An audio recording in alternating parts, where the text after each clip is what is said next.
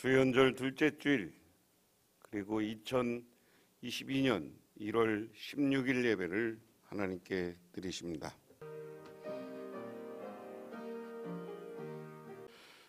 행위가 온전하여 여호와의 율법을 따라 행하는 자는 복이 있으며, 여호와의 증거들을 지키고 전심으로 여호와를 구하는 자는 복이 있도다. 하나님, 이제 2022년을 시작하고도 세 번째 주일 예배를 하나님께 드립니다. 우리는 우리가 만들어내는 시간으로 새로운 출발을 다짐하는 시간이기도 합니다. 하나님, 이 시간 간절히 바라고 원하옵기는 우리들에게 하늘의 은혜를 내려주시고 하나님 나라의 축복을 내려 주시옵소서. 그래서 2020년에 계획한 모든 일들이 하나님의 은혜 안에서 성취되게 하여 주시고, 그로 인하여서 나는 복받은 사람이라는 감사가 넘치게 하옵소서. 예수님 이름 받들어 기도드리옵나이다. 아멘. 하나님의 말씀 봅니다. 오늘은 사도행전 9장 1절에서 9절까지입니다. 신약성경 202쪽. 사울이 주의 제자들에 대하여 여전히 위협과 살기가 등등하여 대제사장에게 가서 다메섹 여러 해당에 가져갈 공문을 청하니, 이는 만일 그들을 따르는 사람을 만나면 남녀를 막론하고 결박하여 예루살렘으로 잡아오려 함이라. 사울이 길을 가다가 다메섹에 가까이 이르렀더니 혼혈이 하늘로부터 빛이 그를 둘러 비추는지라. 땅에 엎드려 들음에 소리가 있어 이르되, 사울아 사울아 내가 어찌하여 나를 박해하느냐 하시거늘, 대답하여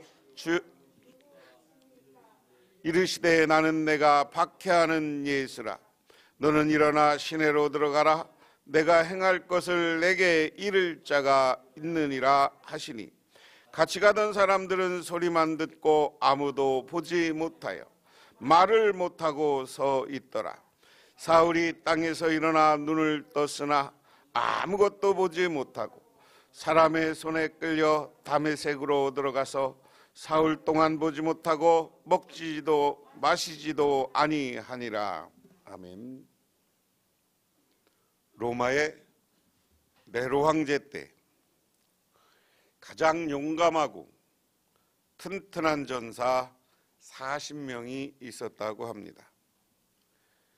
이들은 황제의 투사라고 불렸고, 로마의 원형극장에서 경기하는 것을 보고 가장 건강하고 가장 용감한 사람을 뽑아서 구성한 팀이었다고 합니다. 그들은 원형 경기장에서 결투할 때 황제를 향해 손을 들고 외치기를, 우리 투사들은 황제를 위하여 싸우겠으며 황제가 주는 면류관을 위해 싸우겠습니다 라고 선선을 합니다. 로마 군인들이 나가 싸울 때도 이 40명의 투사보다 더 용감한 사람이 없었다고 합니다. 그런데 많은 로마 군인들이 예수 그리스도의 신앙을 받아들였다는 소식이 네로 황제에게 전해졌습니다. 그래서 백부장 베스파산에게 황제의 특명이 내려졌습니다. 만약 너희 부대 투사 중에 그리스도를 믿는 사람이 있다면 다 사형시키라는 특명이었습니다. 그때가 몹시 추운 겨울이었는데 호숫가에 투사들을 불러 놓았습니다. 백부장 베스파산은 황제의 특명을 그들에게 읽어 주었습니다. 그리고 그 용사들을 세워놓고 묻기를, 너희 중에 예수를 믿는 사람이 있으면 앞으로 나서라고 말하자. 즉시 40명의 용사들이 모두 앞으로 나와 차렷 자세로 섰습니다. 백부장이 깜짝 놀랐습니다. 이렇게 많은 줄 예상 못했기 때문입니다. 그래서 해가 질 때까지 기다릴 터이니 다시 생각해보라고 하고, 해가 지자 다시 불러놓고 40명의 용사가 모두 앞으로 나섰습니다.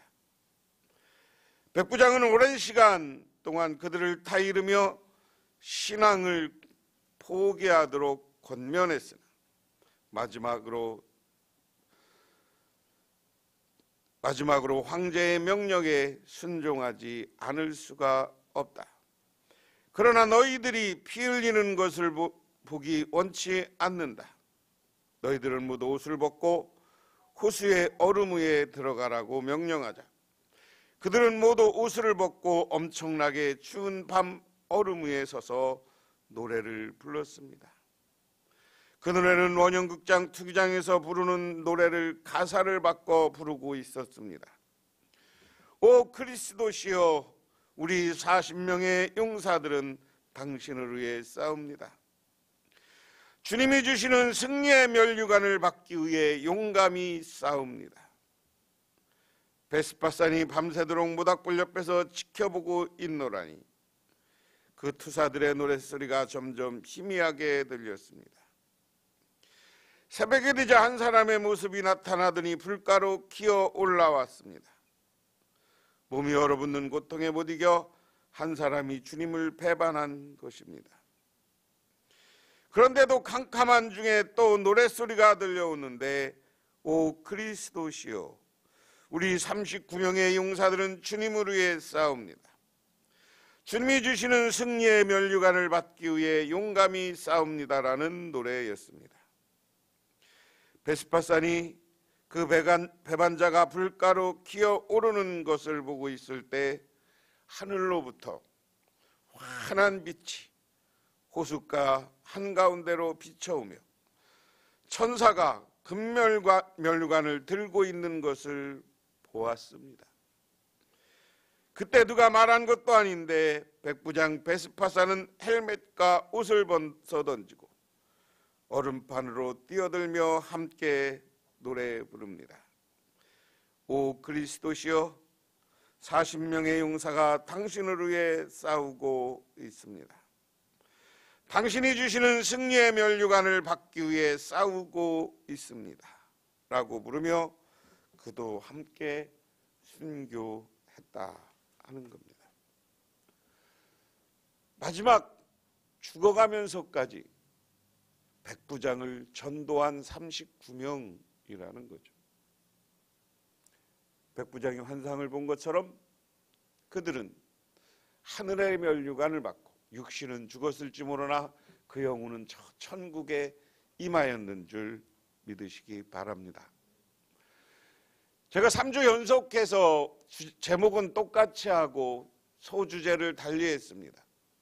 오늘은 하늘의 빛처럼 찬란한 교회가 되자라는 부주제로 증언, 다른 말로 바꾸면 전도, 선교에 대해서 이야기하려고 합니다. 오늘 본문 사도행전 이야기는 우리가 너무나 잘 알고 있는 말씀입니다. 이 앞부분 7장에 스데반이 순교하는 이야기가 나오고, 스데반이 순교하는 이야기 속에 사울이라는 젊은이가 등장합니다. 그가 스데반이 죽는 것이 당연하다고 생각했다, 그렇게 이야기합니다. 그리고 나서 예루살렘 교회에 핍박이 오고요, 예루살렘 교회 교인들이 흩어져서 이제 사마리아와 다메섹 저 이방 지역으로 도망치면서 그곳에 교회를 세웠습니다. 그런데 이 당시 다메섹은 유대 이스라엘의 영역이 아니에요. 지금의 리비아, 리비아가 아니죠, 레바논입니다. 레바논. 이스라엘에서 이스라엘 북쪽에 있는 레바논. 지금도 다마스커스라 원어대를 읽었으면 다마스커스는 레바논의 수도예요. 레바논, 이스라엘 북쪽에 있는 나라. 근데 거기에 이스라엘 유대 땅이 아니라 거기에 교회가 생긴 거예요, 다메섹에. 근데 이 당시는 여러분 잘 아는 것처럼 헤롯 안티파스, 예수님이 태어날 때는 헤롯 대왕이라고 하고요. 그의 손자 중에 헤롯 안티파스가 유대 지역과 이쪽 지역을 다스릴 때입니다. 근데 이 당시 로마가 세계를 점령하고 세상을 어떻게 다스렸느냐면 그 지역을 크게 나누어서 총독을 보내거나 분봉왕, 그쪽에 왕을 세워서 그쪽을 통치하게 합니다. 그리고 로마에 제대로 세금만 바치면 큰 문제를 안 만들어요. 그러면서 이쪽 갈릴리 이쪽 지역에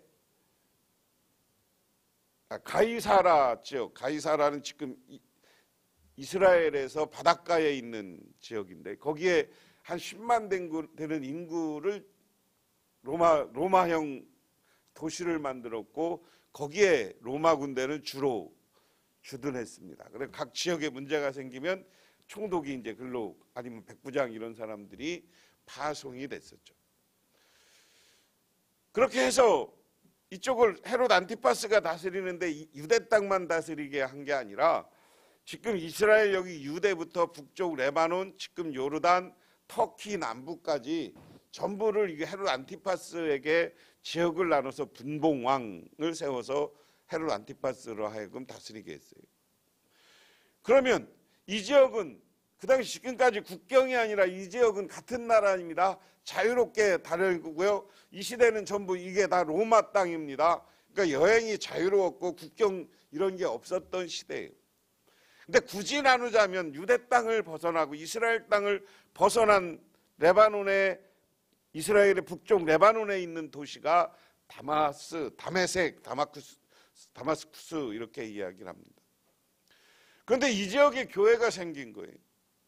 그러니까 이 사울이라는 사람이 얼마나 이방 지역에 교회 생긴 것 같이 혐오하고 기분 나빠했는지 거기에 있는 예수 믿는 사람들을 잡아오겠다. 근데 유대의 영역이 벗어났는데 자기가 그 잡아오는 권한을 누구한테 위임받아요? 대제사장에게 위임받아요. 굉장히 이해가 좀 안 가는 부분이긴 해요. 그렇지만 뭐 이 당시에 그 지역까지 다 이 예루살렘의 유대 대제사장이 관할이었다면 가서 잡아와도 되는 거죠. 그래서 어쨌든 돌아다니면서 예수 믿는 사람을 잡아오겠다. 또 하나는 이 당시까지만 해도 예수 믿는 사람이 이방인보다 유대인들이 많았습니다. 그러니까 유대인 중에 예수 믿는 사람을 잡아오겠다 하는 표현입니다. 그러다가 그 다메섹에 다 가서 하늘로부터 빛이 내리고 그곳에서 소리를 듣는데 사울아 사울아 너는 왜 나를 핍박하느냐?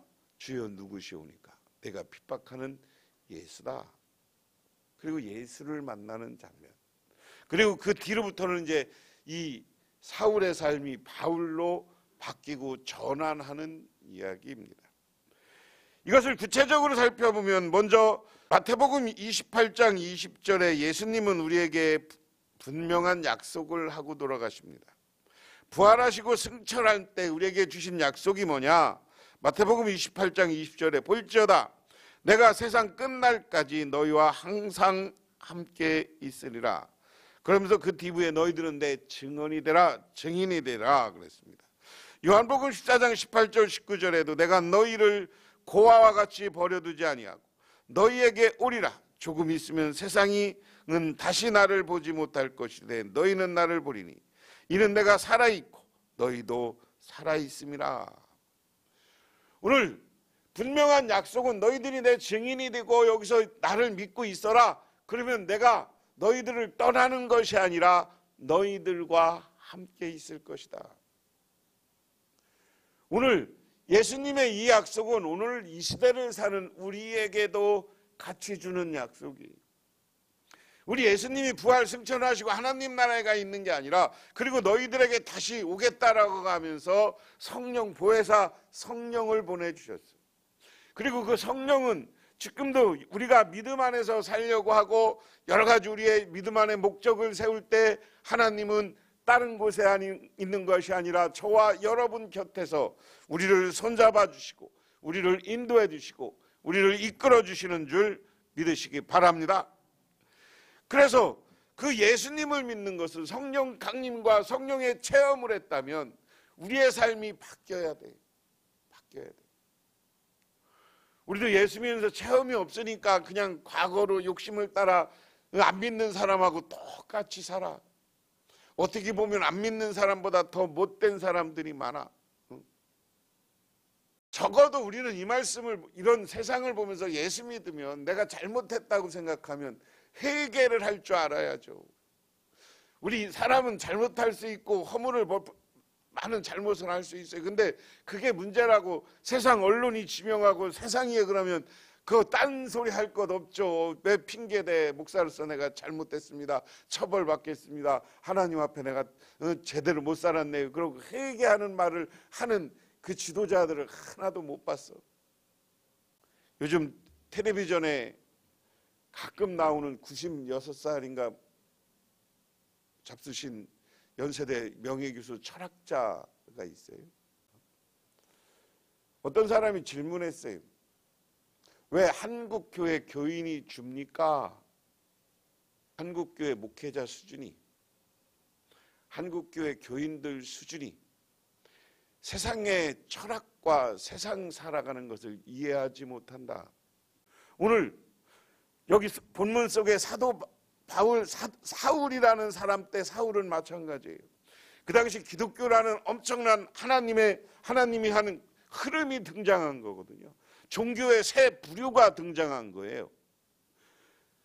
기독교가 처음에는 새로 자기들끼리 교회를 세운 게 아니에요. 사도 바울, 베드로나 요한이 어디 가서 주로 이야기해요? 회당에 가서 이야기해요. 성전에 가서 이야기해요. 성전과 회당은 유대인의 것이에요. 이방 지역으로 갔어도 주로 유대교의 회당을 중심으로 활동합니다. 여러분, 저하고 제가 새벽 일주일에 2번씩 보내주는 동영상을 본 사람들은 알 거예요. 지난주 말씀인데 이 사도행전 9장 뒤에 나옵니다만 14장 15장에 가면 이 바울과 바나바가 선교를 하러 다니는데 안디옥 이쪽에 회당에 가서 설교를 해요. 그 위에 터키 지역에 있는 데 가서 이그니온 이런 곳에 가서 어디로 가냐, 유대인 회당으로 먼저 가서 유대인들에게 성경을 가르치고, 그러다가 이 회당에서 이제 배척되니까 누구네 집, 누구네 가정, 사도 바울이 머무는 곳, 그런 곳이 교회로 변하기 시작하는 시대예요. 그러니까 회당에서 새로운, 예수 믿는 사람들은 유대인의 맨 처음에 새로운 분파로 생각했는데, 예수가 부활했다 그러니까 여기 부활을 안 믿던 사두개인들이 있어요. 이 사람들과, 그리고 예수 믿는 사람들에 의해서 은혜 받은 사람이 많아지니까 그 당시에 유대교회 지도자들이 이걸 받아들일 수가 없어서 이제 교회에서 쫓아내기 시작하고 오히려 죽이기 시작하는 거예요. 그때 사도 바울은 맞아, 기독교인은 죽여야 돼, 기독교인은 잡아 죽여야 돼, 이건 나쁜 이단의 사설이야, 이 예수 믿는 거 받아들일 필요도 없어 라고 생각해서 예수 믿는 사람을 잡아다가 감옥으로 데리고 오거나 예수 믿는 사람을 잡아 죽이려고 했던 사람이에요. 그런데 그 사람이 이제 다메섹이라는 곳으로 가는 거예요. 다메섹이라는 곳으로 가서 보니까 그곳에 많은 예수 믿는 사람을 잡으러 가다는데 다메섹쯤 다 가다 보니까 하늘로부터 빛이 쫙 나는데 그곳에서 예수를 만나고 나서 그의 삶이 사도행전 오늘 9장부터 뒷부분에 보면 전적으로 바뀌게 되는 줄 믿으시기 바랍니다. 그것을 우리는 바울의 회심 사건이다. 여러분, 우리가 전도라는 건 한 사람을 바뀌고 변화하게 만드는 거예요. 예수를 회방하고 예수를 핍박하던 사람들에게 다시 예수를 그리스도로 받아들이고 예수를 영접하게 하는 거예요. 그런데 이런 일을 할 때 나 혼자 하는 게 아니다는 거예요. 하나님이 여러분만 혼자 가서 하게 하는 것이 아니라 예수님이 여러분과 함께 계셔요. 믿으십니까? 근데 그것은 뭐와 함께? 성령이 여러분들을 지켜주고 여러분들을 인도해 주시는 줄 믿으시기 바랍니다. 내가 예화로 순교자 이야기를 했지만 그들이 예수 믿는 것을 자신 있게 얘기하고 물속에서 더 얼어 죽어감에도 불구하고 하나님이 함께하니까 하나님의 찬양의 노래를 부르는 거예요. 그 찬양의 노래를 부르는 것을 본 백부장이 그들을 잡아 죽이려고 하다가 오히려 그가 예수를 영접하고 함께 순교하는 기적과 같은 역사가 나타나는 줄 믿으시기 바랍니다. 그래서 고린도후서 5장 17절에 그런즉 누구든지 그리스도 안에 있으면 새로운 피조물이라 이전 것은 지나갔을 때 보라 새 것이 되었도다. 여러분들은 먼저 지금까지 여러분의 신앙을 점검해 보세요. 잘못된 게 예수 믿어도 죄짓고 잘못하고 나태하고 게으른 게 있으면 오늘 사도 바울이 회심하고 회개하는 것처럼 회개할 줄 아는 저와 여러분이 되시기를 주님의 이름으로 축원합니다. 그리고 부활하신 예수님, 나와 함께 하시는 예수님, 성령으로 나를 도와주시는 예수님 앞에 나를 맡겨보세요. 자꾸만 내 고집 피우지 말고 기도하면서 주님 내가 할 일이 뭔가를 주님께 묻는 저와 여러분이 되시기를 주님의 이름으로 축원합니다. 그래서 오늘 생각할 수 있는 것은 아까 사도 바울은 회심하기 전에는 어떤 사람이에요? 회개하기 전에는 살기가 등등해서 아주 흉악했던 사람이에요. 스데반이 죽는 것을 보고도 아이고 그놈 잘 죽었다 이렇게 생각하는 사람. 얼마나 강팍한 마음입니까? 그런데 다메섹에 들어가서 한 일은 뭡니까? 사도행전 9장 오늘 20절 21절에 보면 즉시로 해당해서 예수가 하나님 아들이심을 전파하니 듣는 사람이 듣고 다 놀라더라. 22절에 사울은 힘을 더 얻어 예수를 그리스도라 증언하여 다메섹에 사는 유대인들을 당혹하게 하였다.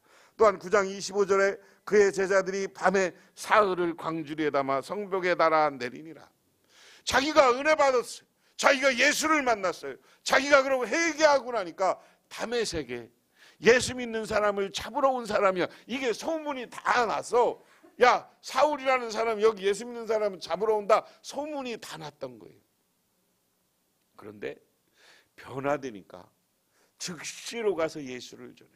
예수를 만나고 회개하고 회심하니까 예수를 전해요. 곳곳에 가서 예수를 전하니까 오히려 거기 사는 유대인들이 사울을 죽이려고 당황해서 이놈 뭐냐? 아니 이놈 잡으러 왔더니 뭐냐? 그러니까 거기 있는 교인들이 사울을 광주리에 담아서 성 아래로 내려주고 구해주는 기적이 나타나는 줄 믿으시기 바랍니다.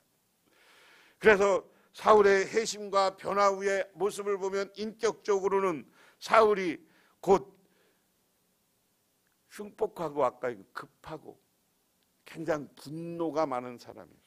그렇잖아요. 살기 등등한 사람이었어요. 그런데 빌립보서 2장 5절에 보니까 너희 안에 이 마음을 품으라 그 그리스도 예수의 마음이니 그랬습니다. 데살로니가전서 2장 7절에 우리는 그리스도의 사도로 마땅히 권위를 주장할 수 있으나 도리어 너희 가운데 유순한 자가 되어 유모가 자기 자녀를 기름같이 하였으니. 여기 유순한 사람, 오늘 사도 바울은 자기는 옛날엔 살기 등등하고 예수만 믿으면 가서 잡아 죽이려고 했지만 이제 유순한 사람이 됐어. 너그러운 사람이 됐어. 성령으로 변화가 되고 나니까 사람의 인격이 변화하는 거예요. 그 다음에 사도 바울은 뭐가 바뀌었냐? 가치관이 바뀌었어요. 그전에는 뭐냐면 세상의 것으로 세상의 유대인의 철학, 유대인의 율법과 그리고 자기가 헬라 사람들에 배운 철학적 지식을 가지고 출세 욕망이 강했던 사람이에요. 사도 바울은 그렇게 살았습니다. 바울이 되기 전에는 그냥 대제사장들한테 잘 보이고 그 당시 자기 지식을 뽐내고 이렇게 해서 한번 출세해 보려고 그랬는데 예수를 믿고 나니까 어떻게 돼요? 골로새서 3장 2절하고 5절에 위의 것을 생각하고 땅의 것을 생각하지 말라. 그러므로 땅에 있는 지체를 죽이고 곧 음란과 부정과 사욕과 악한 정욕과 탐심이니 탐심은 우상 숭배느라. 오히려 출세하려는 욕심, 내가 돈 벌으려는 욕심, 이거는 우상 숭배라. 세상의 우상 숭배는 현 시대는 돈이에요. 돈이 우상 숭배예요. 돈 하고 살지 마세요. 돈 한다고 돈이 벌려질 것 같으면 이 세상에 갑부 안 될 사람이 없어. 하나님이 주시면 하나님이 채워주셔야 되는 거예요. 믿으십니까? 그 다음에 사도 바울의 인생의 목적이 이제 바뀐 거예요. 지금은 출세하는 거지만 그 다음에 인생의 목적은 뭡니까? 사도행전 24절에 내가 달려갈 길과 주와 함께 받은 사명 곧 하나님의 은혜의 복음을 전하는 일을 마치려 함이니 나의 생명조차 조금도 귀한 것으로 여기지 아니하노라. 지금까지 출세지향적인 삶을 살았다면 이제는 나 예수만 알아보고 달려갈 길 나갈 때까지 복음을 증언하고 살았다. 이것 때문에 내가 나의 생명조차 귀하게 여기지 않는다. 전도하는 것, 증언이라는 건 예수를 전하는 거예요. 예수는 이런 사람이다라고 말하는 거예요. 예수를 증언하는 것이 내 목숨보다 더 귀한 것이다. 여러분, 우리가 새해를 맞이하면서 정말 우리가 인생의 목적, 내가 하나님의 하늘의 빛같이 찬란한 우리 복명교회를 만들고 내 인생이 하나님이 복받는 찬란한 인생이 되려면 증언하는, 전도하는 인생으로 바뀌시기를 주님의 이름으로 축원합니다. 지금까지 전도 못했으면 가서 전도해야 돼요. 그래서 전도하기 위해서는 여러분, 우리가 노력할 때는 노력해야 돼요. 전도도 그렇게 해야 돼. 전도도 요즘 저 유튜브 전도법, 줌 전도법, 카톡 전도법 이런 것도 좀 나오더라고. 좋은 성경 읽고 문구 있으면 예수 안 믿는 사람한테 가끔 보냐, 교회 나오라고 하면서 카톡으로 친구들, 교인, 친척들 이런 사람들한테 카톡 전도법이야 그게. 내가 하루를 어떻게 사십시오 이런 거 가끔 올려주잖아. 가끔 하나님 말씀도 보내주고 이러면서 전도하시기를 바랍니다. 근데 사울이 왜 바울이 됐냐? 문제는 간단한 거예요. 바울이 다메섹으로 가다 부활한 예수님을 만났어요. 여러분들, 내가 첫 시간에 얘기했지만 첫 시간에 변화산상에 있는 예수님을 얘기한 것처럼 우리는 그렇게 신령한 성령 충만함을 통해서 여러분들이 신앙적으로 신비한 예수님을 만나는 경험이 있어야 돼요. 그래야 내가 확신이 있어야 전도하죠. 그래서 그것은 여러분들이 기도하고 아니면 어떤 때는 하나님이 필요하면 뜻밖의 여러분들을 만나서 성령을 부어주기도 하고 여러분을 만나기도 해요. 그러면 여러분 기도하세요. 기도하시다 보면 하나님이 꿈을 통해서도 은혜 내려주시고 설교를 통해서도 은혜 내려주시고 말씀을 통해서도 은혜 내려주시고. 그런데 마음속에 갈급한 마음이 없으니까, 교인들부터 갈급한 마음이 없으니까 여러분, 하나님의 말씀을 통해서 은혜 받고 하나님 말씀을 통해서 여러분이 변화받고 하나님을, 부활한 예수님을 만나고 성령 충만함을 얻으시기를 주님의 이름으로 축원합니다. 그렇게 하다 보면 내가 어디 가서 예수 믿게 되는 거예요. 예수 믿게 되는. 그리고 내가 확신이 있으면 내가 세상에 나가서 전도하게 되는 거예요. 그러다 보면 하나님이 뜻밖의 사건을 통해서 사람들을 변화시켜. 제가 여러분에게 여러 번 말씀 예화로 된 것에 황해도 신천이라는 곳에 장계교회 오명신 집사님 이야기입니다. 예수를 믿고 교회 다닌다는 이유로 남편에게 매를 수없이 맞아서 여러 번 집에서 쫓겨났고 성경 찬송도 남편이 불태웠어요. 우 집사는 남편의 영혼 구원을 해서 계속 눈물을 흘리면서 기도했는데 어느 날 술 취한 채 집에 들어온 남편이 아내가 없으니까 아내가 부흥회에 참석하러 갔다는 얘기를 듣고 교회를 갔어요. 근데 교회가요, 이제 통성기도를 하냐고 부를 것 같고 어두통통하면 뒤에서 보니까 자기 마누라랑 비슷한 마누라가 있길래 기싸대기를 후세리면서 이년아, 밥 안 해놓고 어디 교회 왔냐고 마누라를 싹 뺐어. 그러니까 아이고 아빠가 보니까 옆에서 보니까 아니야, 자기 마누라는 옆에 있고 자기가 팬 사람은 면장 마누라네. 옛날에 면장이면 셌잖아요. 그러고 나서 면장 마누라를 패댔으니 어떻게 해? 집에 와서 큰일 났다. 그러고서 나니까 마누라가 딱 지혜를 주는 거예요. 여보, 당신 면장 마누라한테 용서받는 길은 교회 다니는 길밖에 없어. 교회 열심히 다녀. 그러니까 면장 마누라한테, 면장한테 안 올라가려면 어떻게 해? 그때부터 교회를 다녔대요. 열심히 교회 다니니까 자기가 성령 체험하라고 은혜 체험을 하니까 변화되고 11조를 꼬박꼬박하고 그래서 그 교회 장로님이 되고. 그래서 이야기가 오늘 여러분 인터넷에 가면 매 맞고 전도했다는, 이 면장 부인은 매를 실컷 맞고 전도한 거예요.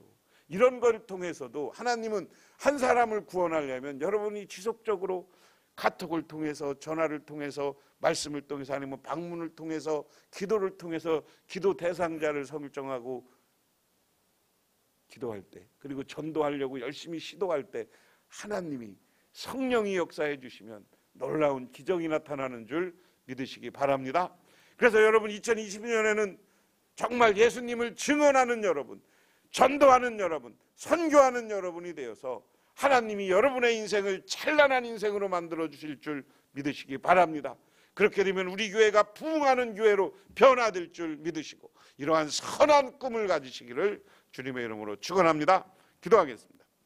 하나님 아버지 고맙습니다. 오늘 이 시간 하나님의 은혜와 은총을 기억하며 2022년에 정말 우리 교회가 하늘빛보다 찬란한 교회가 되기를 원합니다. 또한 우리 개인이 하늘빛보다 찬란한 개인들이 되어서 우리의 2022년에 복되고 아름다운 인생을 살게 하옵소서. 그를 위해서는 오늘 전도하는 우리 모두가 되게 하옵소서. 예수를 증언하는 우리 모두가 되게 하옵소서. 예수님 이름 받들어 기도드리옵나이다. 아멘. 지금은 우리를 죄에서 구원해 주신 우리 주 예수 그리스도의 은혜와 온 우주를 창조하시는 성부 하나님의 사랑하심과 우리 삶 가운데 찾아오셔서 우리를 끌어가시는 성령님의 인도하심이 오늘 주님께 나와 기도하고 간구하고 또한 예수를 증언하고 전도하는 사람이 되기로 결단하고 돌아가는 우리 북명교회 모든 성도님들과 그 가정이 영원토록 함께 하시기만을 간절히 축원하옵나이다.